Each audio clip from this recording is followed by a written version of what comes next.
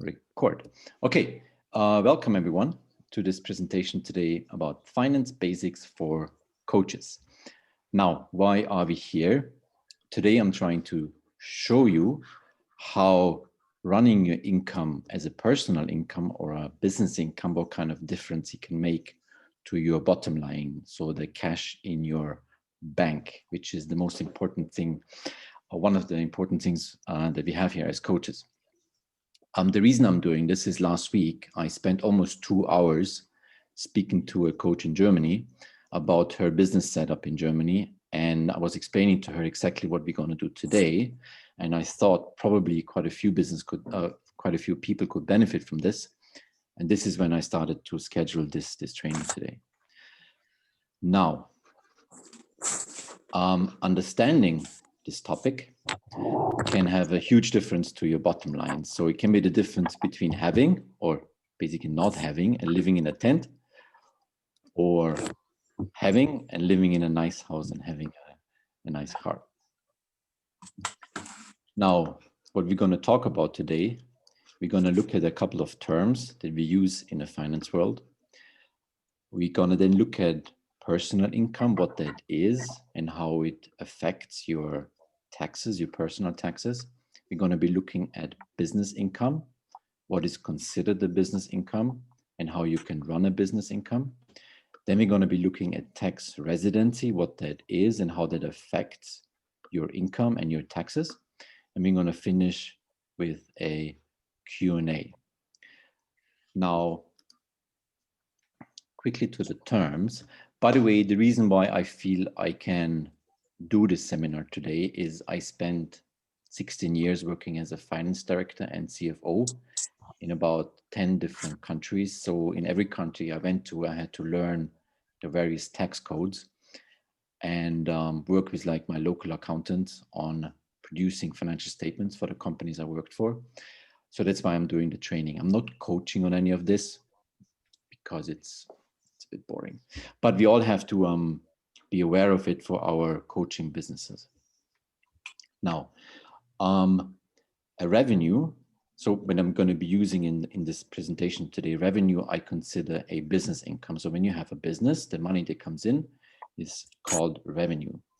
Income is when you work as an employee and the salary you receive is going to be your income. Expenses are considered money that you spend either in your business or in your personal life. Profit is in your business, your revenue minus your expenses. Income tax is tax on your income when you are an employee. And profit tax is the tax on your profit when you run a business. And this is important because tax is basically money that goes to the government. It's coming out of your pocket. So the lower your taxes, the more stays in your bank. VAT and GST, so value-added taxes and goods and services taxes, are taxes you normally have to charge on your coaching packages or on the products you're selling. We're going to come to this a little bit later. So the majority of us, the majority of coaches, we are freelancers or solopreneurs. I don't think many of us actually employed by somebody else's company where we would receive a salary, but it can still happen. However, if you're a freelancer or a solopreneur, you're most probably running a business and you're having a business income or business revenue. All right. Now, how does the taxes, or how does basically the cash in your bank being calculated when you're an employee? I think hopefully a lot of you can relate to this because at some point in your life you used to be an employee and this is how it worked. Let's assume you had a salary of $5,000. You had to pay taxes. I just, for simplicity's purposes, I was assuming today 25%, which you basically give to the government. Our salaries taxes are normally progressive. They can start in some countries at 0 and they go up all the way to 40, 50%, depending on how much you earn for the company you work for. So in this scenario, we would be receiving a net salary. So that's the salary you receive at the end of the month in the bank, which would be $3,750. And from that, you would cover your expenses. So your rent, food and beverages you have to purchase every month, educational expenses like the virtual coach, medical insurance, other house insurance, and then other expenses 500. So in this scenario today, if you do the net salary minus all these expenses, you would have at the end of the month cash in the bank $500. Now let's go to the business. Looks a bit more complicated and longer, but I hope I can explain this so it doesn't come across as more complicated. So again, up here we have business revenue of 5,000. Now what we're trying to do when we run a business to claim as many of our expenses as possible as a business expense, because the more expenses we can claim in our business, the lower our profit is going to be. And the lower our profit, the lower our tax on those profits. In this scenario here, I was using 50% of the expenses we had over here, we can claim as a business expense.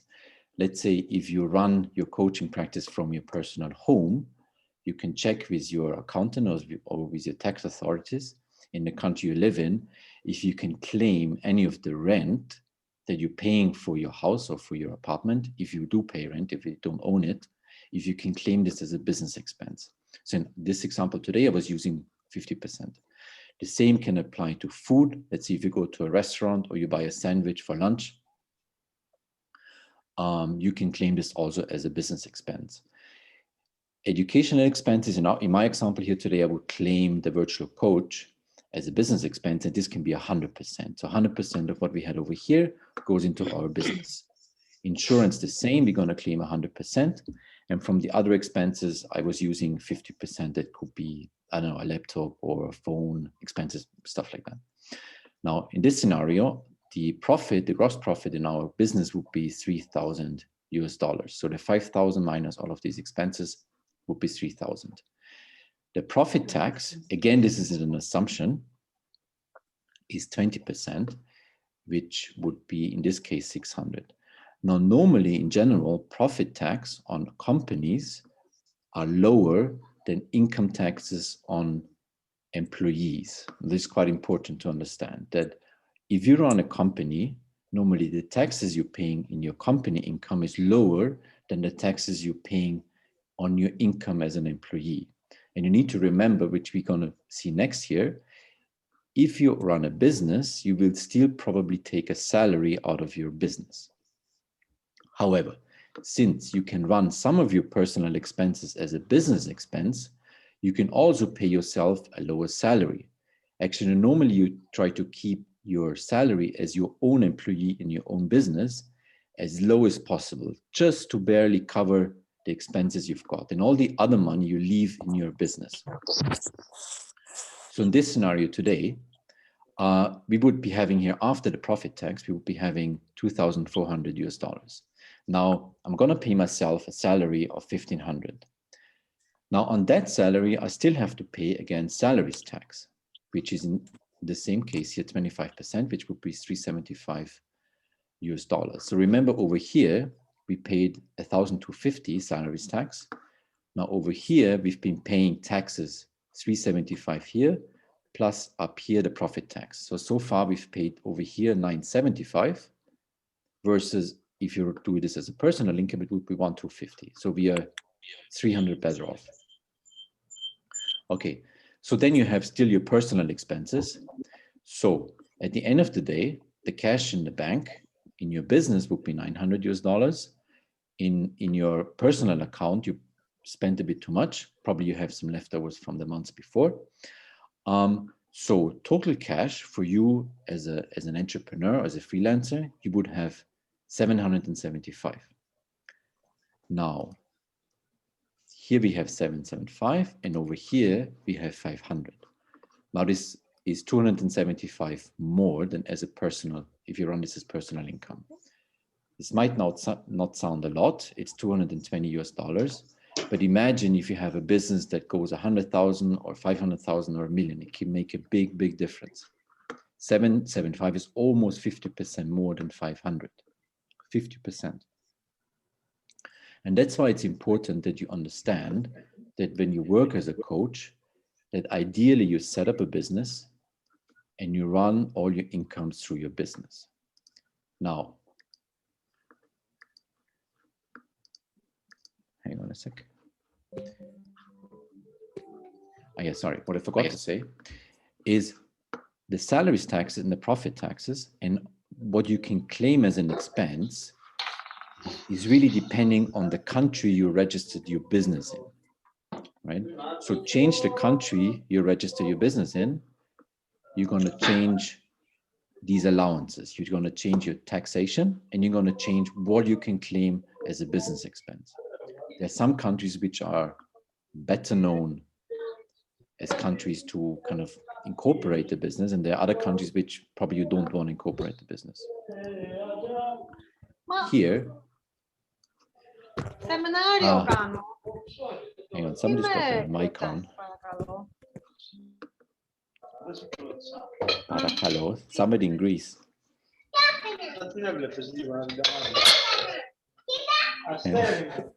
Who's got the mic on? Luca. It's Italian. Okay, I'm having a quick break here. Matthias, try unmuting and remuting again all, okay? Unless that's been taken care of. Okay, it's good now, I think. All right. Okay, so what I mentioned before is depending on where you have your business registered in, you're paying that country's tax. Now, because we are free people, we can pretty much register our business wherever we want. If you live in the US, you don't have to register your business in the US. You can register it everywhere in the world. In particular, if you have worldwide income, and normally as coaches we don't just have customers from the country we live in, we would have customers from all around the world. So this map here shows you countries that have favorable tax rate. So the more blue it is, the lower is the tax rate. So we have here some, I think, well-known names, like in the Caribbean, we have in a couple of countries which are quite popular with Americans to incorporate the businesses. In Europe, we see here Ireland, Switzerland, UAE we have over here. In Asia, we have Taiwan. There's also Hong Kong, Singapore. So those are countries that are well known for having low corporate tax and actually also low income tax. Quick slide here in Europe. In Europe, the lowest ones, as I just mentioned, is Ireland and Switzerland and Hungary. Quite popular with freelancers recently became the Baltics up here, like Lithuania and Estonia. They attracted a lot of freelancers with good packages, easy to incorporate companies and easy to run companies. What is always important when you start a company is that you have a bank account and you have access to the cash in your bank. So that's quite important when you start a business somewhere. What else I can say to this is, normally your company taxation rate, let's say France taxes quite high in Europe companies, but they also tax employees very, very high. I think in France, you're paying up to 60, if not even more, 65% of your income as an employee to the government. However, still running a company is a lot lower than being an employee. And this is pretty much applicable to all the countries. Like in Ireland, being an employee is you pay quite a low income tax. However, running a company in Ireland is still better than being an employee. This is a map I found from the US. I'm not an expert in the US. I think the US has a lot of taxes on various different like state taxes and for entire country taxes, like from your central government and from each one of your states. So this is just something I found, and I found it quite interesting that in the US you also have some states that charge quite low taxes. This is also like in Switzerland. I know in Switzerland, even if you just move there, you can negotiate your own tax rate with the local government in the province you settle down. That's why you have a lot of rich people going to Switzerland, and you can negotiate like even a flat tax with them. Like you say, I'm going to pay you 100,000 a year, and that's it. And if the local village says, well, it's 100,000 more in my budget, then they're just going to accept you and you can live there. All right, something we haven't spoken about yet is VAT and GST. This is when I spoke to this friend of mine in Germany, I saw that she didn't know this. And it's quite an important part of your coaching package. Remember here, we assumed that we had a business revenue, business income of 5,000 US dollars. Now, where did we get those 5,000 from? Because if you charge your customer 5,000, you might not, the 5,000 might not be yours. It really depends where your company is incorporated and what that government in the country you incorporate your company requests you to charge VAT. In the US, in this example, I looked it up earlier this afternoon. In the US, VAT rate is 10%, which means if you charge your customer 5,000 US dollars, you have to add the VAT. So the package suddenly becomes 5,500. However, if you say, okay, I don't want to charge 500 more, I just want to incorporate the VAT into my 5,000, you need to do a little calculation, which would mean then your actual revenue in your business is 4,545 and 455 is your VAT and your coaching package is to 5,000. Now VAT, the value added tax, you have to give again to the government. It doesn't belong to you. You have to pay this to the government. The advantage is when you run a business is that you can offset the VAT that you pay for stuff that you buy. You can offset that with the VAT you receive. So let's say we just paid Virtual Coach. I didn't see the invoice, but they should also be charging VAT. So you paid 10% VAT on that. Let's say the 2,000 US dollars that we paid, there should be about 200 US dollars VAT. And if you charge somebody then the 5,000 here, and you receive 455, you can deduct to 200 from the 455. So you would give to the government only 255. This is again a great advantage of running a business, because as an employee in a company, you're not allowed to do this. Okay, now tax residency. Both for companies and your personal situation. Remember, even when we had the, hang on, do I have another slide? Yeah. Even when we had, as a business, if you pay yourself a salary, you are paying salary tax, right? Now, the salary tax is on the income, oh no, let's put it the other way around. Depending on where you have your tax residency, you need to pay your salary tax. Your tax residency is normally, in general, the place where you spend more than 180 days a year. Again, this is very dependent on the country you live in. Some countries they don't care how much time you spend in the country. They would still want to charge you 100% of your worldwide income. Some countries say, okay, you only have to pay for the amount of time or for the income you receive in my country if you stay more than 180 days. If you stay, so what can happen is, or let's say you have let's say, I know from quite some Americans, they would go to Panama. Panama is a very popular country for Americans to relocate because their salary tax is very low and their corporate tax is also very low. So they would spend 180 days in Panama and 180 days in Panama and the rest they would go back to the US. Or for those of you who want to spend like the winter somewhere in the warm, like in the Caribbean or like in Thailand, whatever, you can move your tax residency. Somebody like probably your local accountant, I guess all of us who run a business, we gonna employ an accountant to do the accountancy for us. So your accountant can check that for you, what kind of tax status you have in the country you live in, and what is the income tax, how much it is, and for what kind of income. Now, going back to earlier when I said you can have a company, let's assume, let's say you go to Lithuania or Estonia and you incorporate a company there, which you can do online, right?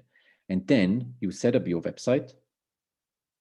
And when you charge your customers, They pay you through PayPal or Stripe. And all that money goes into your business in Lithuania. Then you're going to probably have a bank account in Lithuania, and they're going to send you a credit card. And then you can charge wherever you go your business expenses to the credit card that goes into your business in Lithuania. You reduce your taxes in Lithuania, you're going to pay whatever tax rate they have there, about 10%, and that's it. And if you need any money in the country you actually live in, now again, you need to check with your accountant. If you have an incoming transfer from your business in, let's say, in Lithuania, he can tell you how much this is going to be taxed. But again, normally the reason why all these countries are so popular with freelancers is because it's a well better deal than you have in the country you, particularly like in the US or in some countries in Europe, in the countries you live in. That's why these countries are so popular for freelancers. I hope this wasn't too complicated. I think the next thing is already the Q&A, so we can get right into this. If you have any questions or some of it was too complicated, let me know. Thank you very much. I'm gonna stop the screen share now and shoot ahead. I got a hand. Okay, Just Elaine. Who's that, Elaine? Yep, that's me over here. Okay. For the group, I'm just curious, who here has already established or has had established a business in your locale, wherever you may be, before? I'm just curious. I have. Let's see. So how many of us have? 1, 2, 3. A good number of us have done that. So maybe we could share something about knowing what I know now. What would I have done?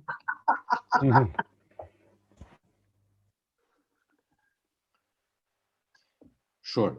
Now, America is very particular. You're what's it called, the Inland Revenue Service, the IRS. They're very, very good chasing and finding your income sources worldwide. So in the US, you have to be very careful by doing like relocating your companies. But then you have also very, very smart people in the US that still find a way that you can incorporate, like in Panama, and run your incomes through that. And what you certainly can do, as far as I know, is if you, let's say you have a customer in Europe, then that income certainly is not going to be taxed in the US because the customer is based in Europe.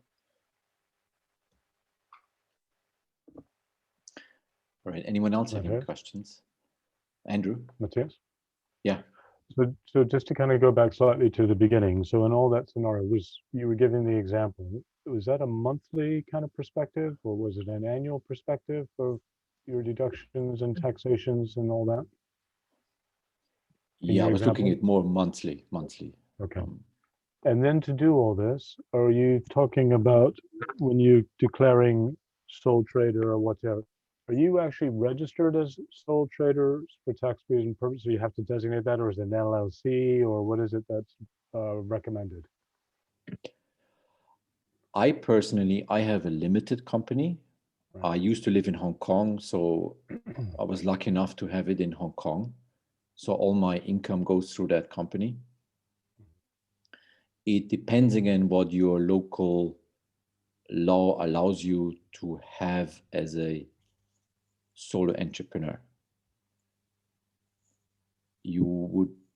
Are you based in the US, right, or Canada? I'm in UK. Or in the UK?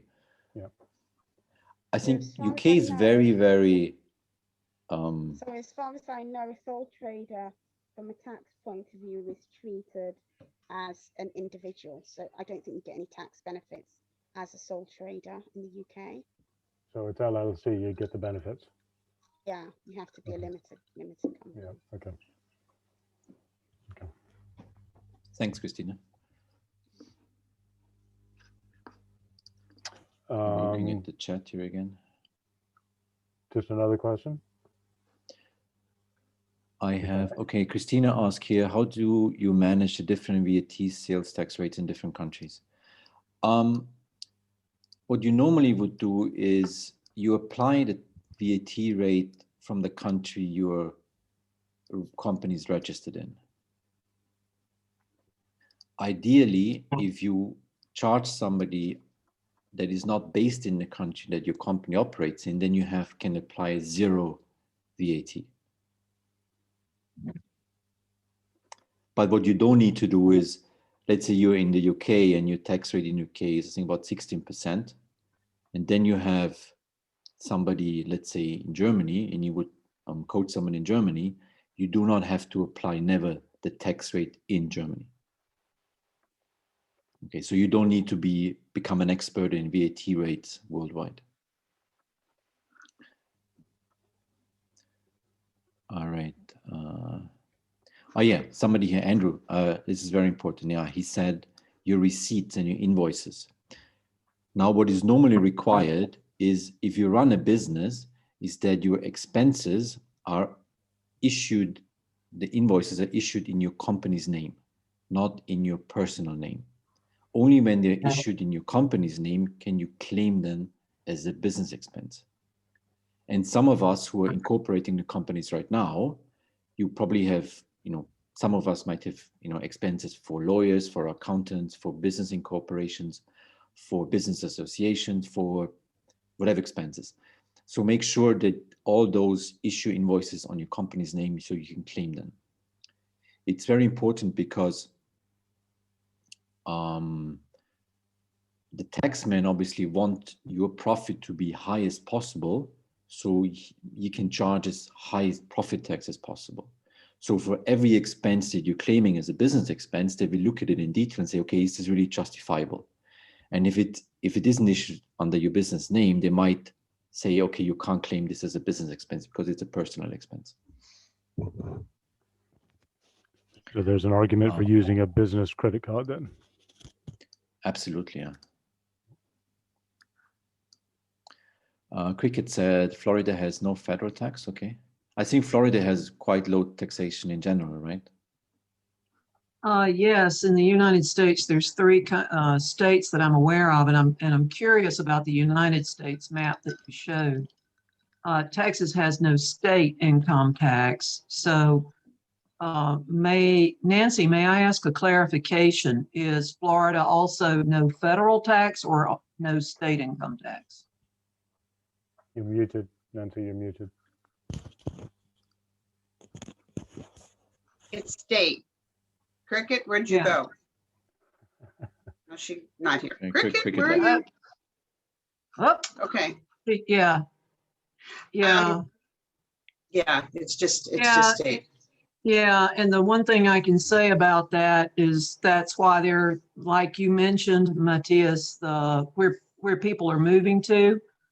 I noticed people are moving to Texas. I know people are moving to North Carolina, and this is in the United States. But I've seen this this movement of residency where your state is. I've seen that quite a lot in my time here in the South and Southeast of the United States. So, and I forget what the Florida, Texas, and I forget who the other state is, but there's only three. And yes, Finney.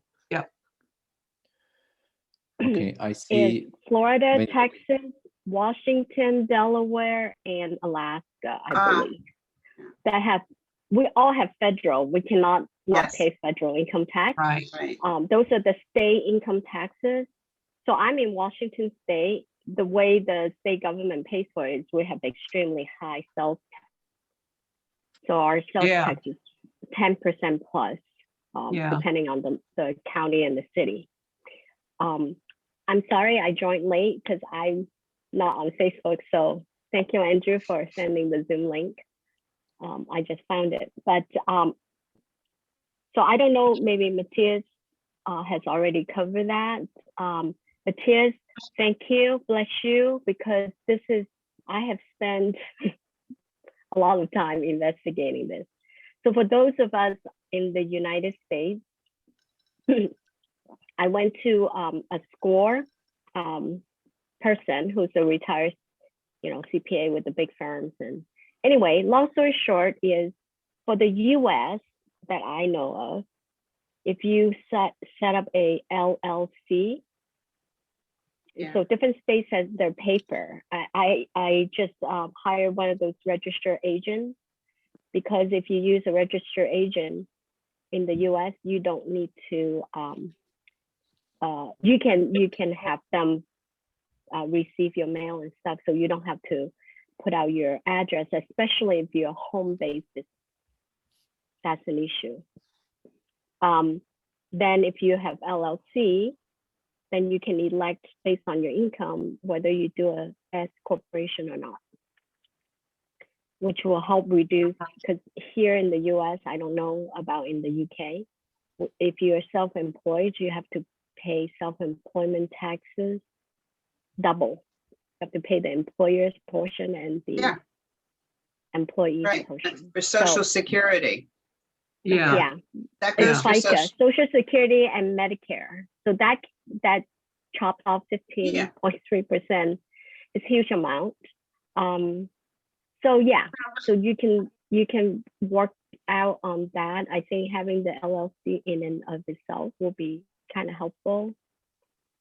So I think that was the question about Elaine was talking about, which state has no state income tax.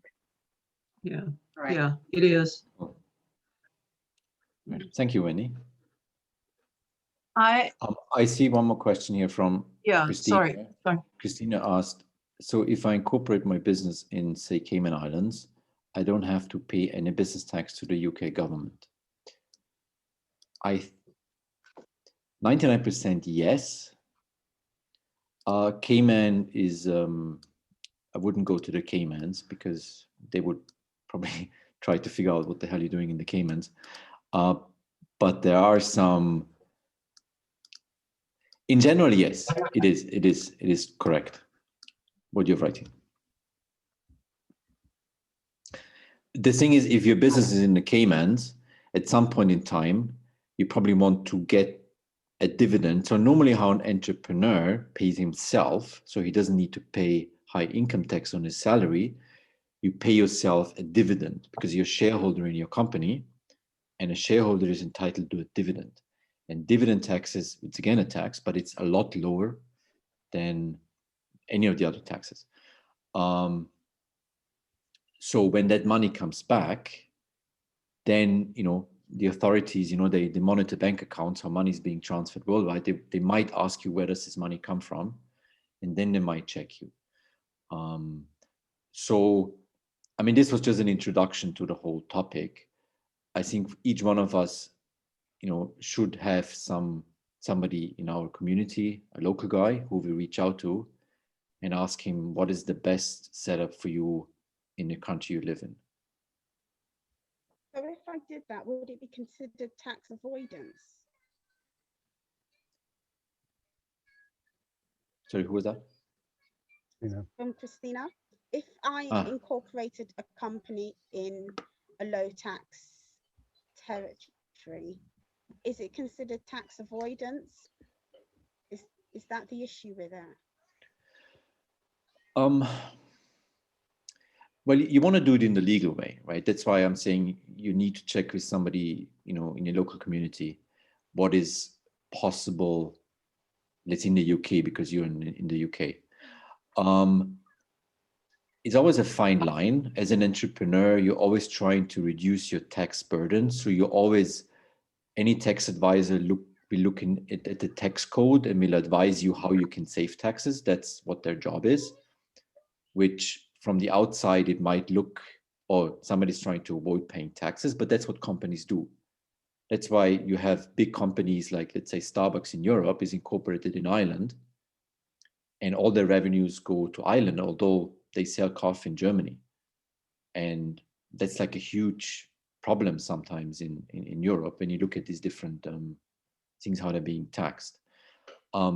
You would not want to get into any situation where you have to pay fines because you run your business in a country where there's zero tax, and like in Caymans. but you live in, and then you do your actual work in the UK. But I think if you incorporate somewhere in Europe, then there should not be, and the Channel Islands, they have, for example, quite good, like you could incorporate somewhere in the Channel Islands. I'm just trying to understand whether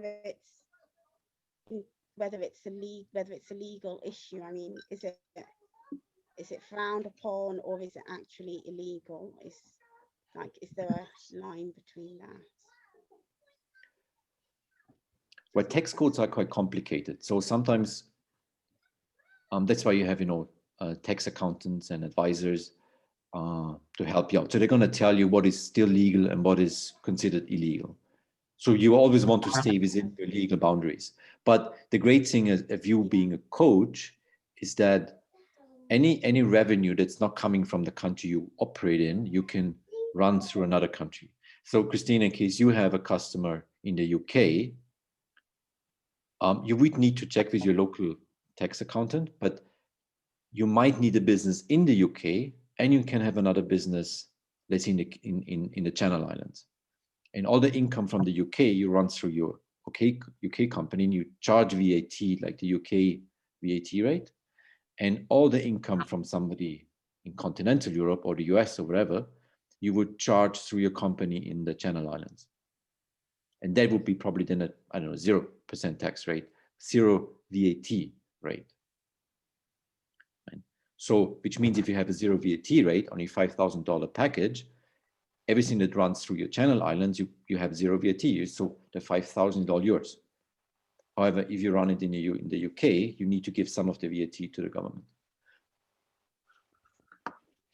So It starts making sense once you expand your business, right? The bigger you get, the more, because all of this costs money as well. Like incorporating a business and starting it and running it all costs money too. So you need to look at the benefits of doing this. Can I frame a question around this? So to go on with your point with Christina, is if I were to take my UK client and try and run it through my Channel Island, that would be frowned upon versus a US client. So if I just ran my UK through a UK, that's okay. You can try and run that client as a coaching client through the Channel account, quote unquote. Yeah. That's where the problem could arise. But if I did a US client through Channel, that's okay. Is that what you're saying? I think so, yeah. Okay. Again, I'm not an expert on any of these countries, but the theory behind it, yes, is correct. Yeah. Okay. Yeah. Hey, Nancy, I saw that hand down there. Now, in light of some of what we've already asked, I would like maybe Among Us to be used as examples, because I have a question now. Now, can we go back and would you clarify tax residency based on some of these scenarios? So for example, my query is, here I am in Texas, I'm launching this virtual business. Somebody buys a package. Am I required to know where they are, or do I sort that out after? And if I am trying to decrease my tax burden, does that really mean that 180 days I go live in UK with Andrew and then come over to, let's see, who's living in the Channel? Yeah, I think this could be a plan, actually. I'd love to see y'all. But I'm just wondering, you see, my question is like, and maybe I'm overthinking this, and maybe this is not the appropriate level or place to, but I'm thinking if I offer something and Christina buys it from me, and I look for, and I'm running a business as, say, what was the S? Because, LLC. depending on, I'm running it over all, not in Texas for whatever reason, somewhere else. What is the accountability, I guess you would say, for me to know that falls on the hands of the very skilled accountant but how do they track it? I mean, like, how does anybody know that Christina bought something from me and and it's all online. This is the ultimate, like Amazon having to charge tax, all that stuff. Stripe and PayPal. Do what, Andrew? Stripe. You made Stripe and PayPal.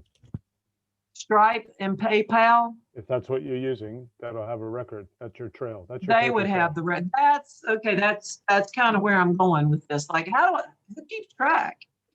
Oh, right? believe me, the electronics. Somebody does. I know. Sorry. That's why cash is so king. Well, I'll send you my gold rubles or something or whatever. Yeah. So it may Bitcoin. be a functionality of knowing what your payment system it covers. Is that what I understand? Anybody? Sorry, can you say it again? So who keeps track? The tracking mechanism of where the money comes from, so to speak, or this could get a little complicated, but it's through a payment system, whatever payment system you offer. Is that, like Stripe and PayPal? Yeah, when you set up your account with Stripe or PayPal, you can do a business account or personal account. So if you run it through a business, you're setting up a business account, and normally you would need to send them your business registration documents. And I think PayPal in the US, they would also be connected to the Inland Revenue Service. So they would be sending your income information to the IRS. So the IRS knows how much you got received in PayPal. Joanna asked, when do you recommend we register our coaching company after first, second paying clients? Not a bad idea, yes. The coach in Germany, the one I spoke to last week, she did all of this before having a single client, which I got a bit concerned because she was spending so much money on all of this. That's why we spoke for such a long time. I think it's not a bad idea. You can maybe, just prepare everything. So once you have a first client, then you actually incorporate and your business is being registered. But it's up to everyone individually. So is there, sorry, Nancy. Just want to tell a slacker story here for those of us in the United States. I have to tell you, I've been in business probably 40, 50, I don't know, years. And I have continued to run my income and expenses through my personal account. So I've started companies and then I just ended them because it was just too complicated. And I have found accountants and bookkeeping people who enable me to do it. And so I save all my receipts. I'm a Medicare provider, so they do a 1099, right? And whoever else does 1099s, I've been a freelance consulting. Anyway, I've never had any tax, touch wood, issues on this.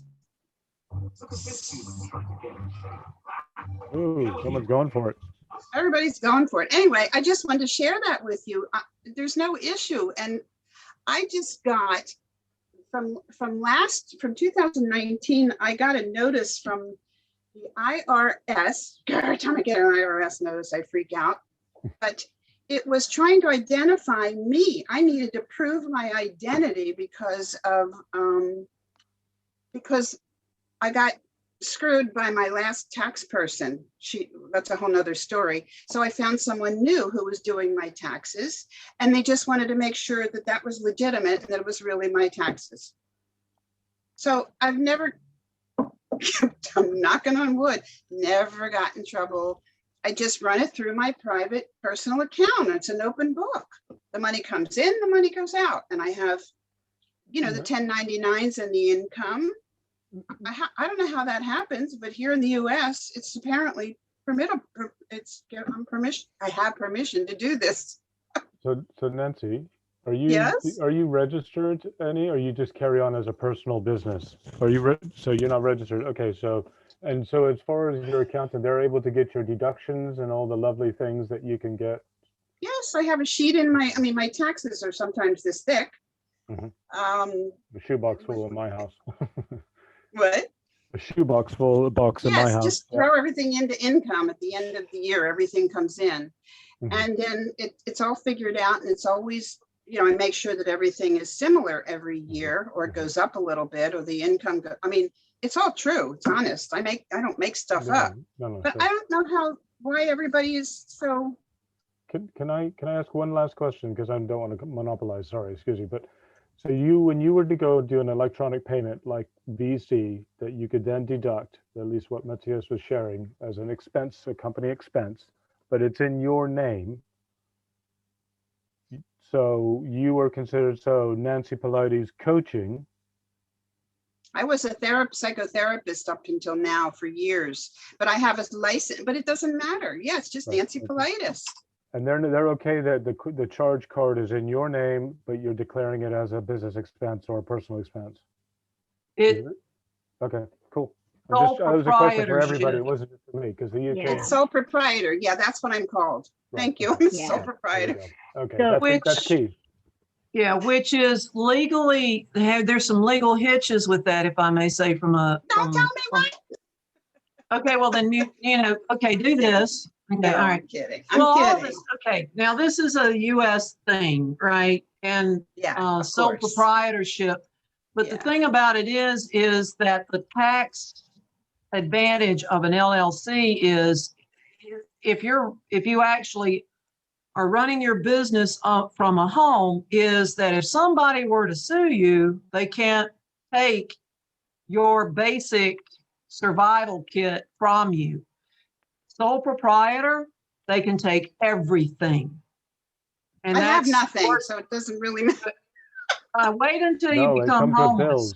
Yeah, let's not. Oh, please, thank you so much. Thank you so much for that, putting that one out. I'm sorry, I'll Miss take it Nancy. back, but I'm just I know. saying, I was close to being that, okay?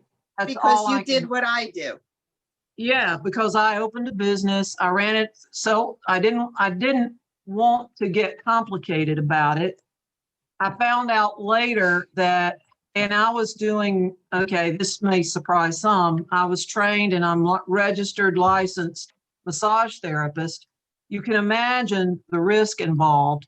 Oh, Had yeah. anybody actually, and you can appreciate this, had anybody actually taken offense to anything I did, I could have lost everything. And that would have been significant to me. Absolutely. Absolutely. And that's all I'm saying. And Yeah. I know in my own industry, So, yeah. that there were things that did happen. So because people are people, and Well, I'm a easily offended, psychotherapist. easily offended, yeah. I mean, Easily I work offended. with Oh. not really severely mentally ill people, but I've been a psychotherapist for years and years, and coaching. I'm going to be, make sure I get coachable people. But if they need psychotherapy, that's what I'll provide. And so business, I've had corporations, I closed it. It was just a waste of time and money to do this. And I even rented an office. I mean, I had an office off-site until COVID, and then I just got Matthias, out can of I it. ask you a question? Nancy and Elaine, you're hijacking my call here. Yeah, sorry. Sorry. I'll organize another I'm one for you. Can I ask you a question, Matthias, as a Sorry, person sorry, from your expertise, and you're Yeah. in line with what you've shared, and the fact that you mentioned Hong Kong LLC and all that and so on, and going through it, and obviously you're very experienced here.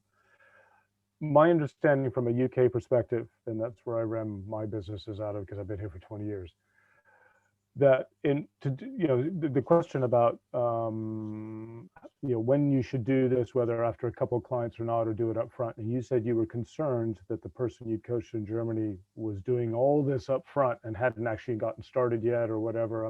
Maybe I misunderstood, but there seems to be in the bracket, if you're a sole trader, whether you go LLC or not, for that kind of protection, which is what was discussed a second ago, or say sole trader for however long, whatever, and you find a good accountant who works within the framework so you don't get busted for something stupid. It seems that with the tipping point in the UK anyway, it's about 40K sterling, about 40,000 pounds sterling.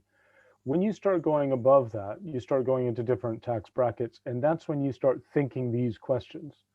Mhm. So from your perspective, to go back to what your example was, for a coach just starting out without getting, oh my God, the finances and so on and whatever, is there a kind of a range of kind of your income of steadiness? Because, you know, whether or not you're going to be first charging 5,000, 10,000, people need to build up to that. Before we start getting into this, is there an area that you think, yes, now it's really time, or just start from the beginning? Good question. My concern with the coach in Germany was that she didn't think that any of her business is going to come from Germany. So I thought, what's the point of registering a company in Germany with all the rules and regulations you need to follow if none of your clients is ever going to come from Germany? Her target market was the UK and the US and South Africa because she's a native English speaker. And she would have even charged like 21% tax. So I said, well, 21% tax means you either your packages become 21% more expensive or you're giving from what you receive 21% to the tax person. So that was my concern there. And so before you register a company, make sure you register the company in the right jurisdiction. So check with somebody in your local community what they would recommend you to do. Like a good guy who's got some international experience with virtual businesses to advise you where and when to start it. Ideally, yes, you started, from the beginning. But again, if you consider probably having clients, I don't know, 6 months down the road, then I would focus the next 6 months on, building up my coaching practice, and maybe 5 months down the road, start building your company to go along with it, and not do the company today. And then you waste a lot of time and efforts and energy on a company setup that you might only need 6 months down the road. Yeah. Now, what you can also do, but it's getting quite complicated now, is if you start the business today, you can employ yourself from today onwards, and you can pay yourself a salary from today. So which means your expenses start today. And when you have income in June, you can already, deduct, claim your January to June salary as an expense for the entire year, because normally your profit accounting or your profit tax is calculated on a yearly basis, not on a monthly basis. So you submit your profit tax once a year. Your VAT normally you do quarterly in the majority of countries, but your profit tax once a year. And your income tax on the income you're receiving or you're giving yourself, it depends again on the country. In some countries, the company has to deduct it on your behalf and submit it monthly to the tax authorities. In other countries, you give the full amount to the employees, so to yourself in a way, and at the end of the year, you have to declare your income, your personal income, and the tax that corresponds to it. Which would normally, you would outsource this to an accountant, right? I don't think any one of us would be doing this ourselves, unless you're, not even I'm doing it myself. No, not me. Alrighty, guys. It's the hour. Hour is finished. I'm going to stop the recording now.